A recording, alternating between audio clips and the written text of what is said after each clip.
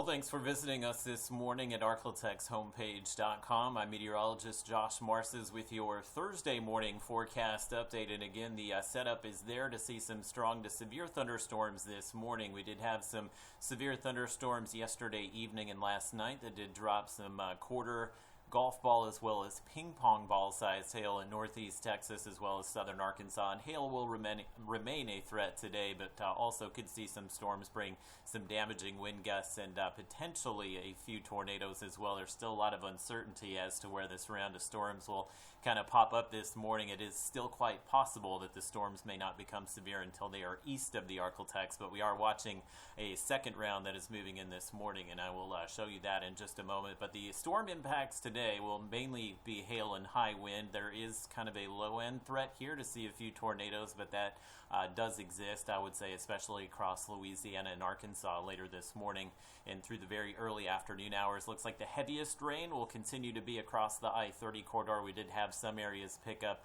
a good 2 inches of rain in northeast Texas and southern Arkansas with the storms last night, and it looks like that severe weather threat will wrap up pretty quickly for most of us late this morning or early this afternoon. So it was the warm front that was the trigger for the severe storms overnight. We now have this area of low pressure and that trailing cold front, which is moving through the Dallas-Fort Worth area this morning, and that's what's going to be scooting across the Arklatex through the first half of the day today. And this is all being driven.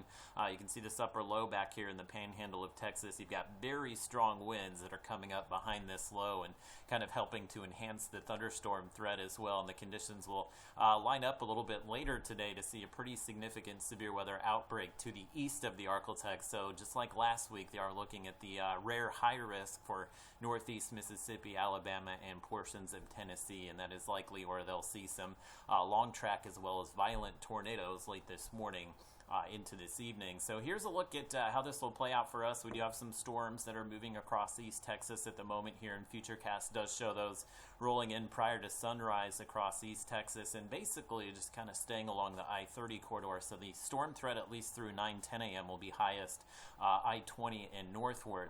Once we get into the late morning, this is where that uncertainty comes into the forecast, because Futurecast here is showing some thunderstorms developing by about 10-11 o'clock, very close to the Louisiana and Texas border here, so they will have a few hours to tap into that unstable air and really start to grow here. But notice Futurecast is showing maybe some of the stronger storms developing off to the east of us. But either way, that would be the main severe weather threat later this morning and early through the afternoon. But that's a look at things at 1 p.m. today. Notice most of the rain and storms have cleared our eastern counties and parishes, so we expect that severe weather threat comes to an end pretty quickly early this afternoon. We'll actually get some sunshine back, and it will turn breezy later today, but with some returning sunshine, should have comfortable temperatures this afternoon, as we'll wind up close to 70 degrees in most areas. But we're starting out this morning with temperatures in the 50s and 60s, and there's a look at things later today, as we'll see highs in the 60s and low 70s. Actually could push 80 degrees or so in Natchitoches.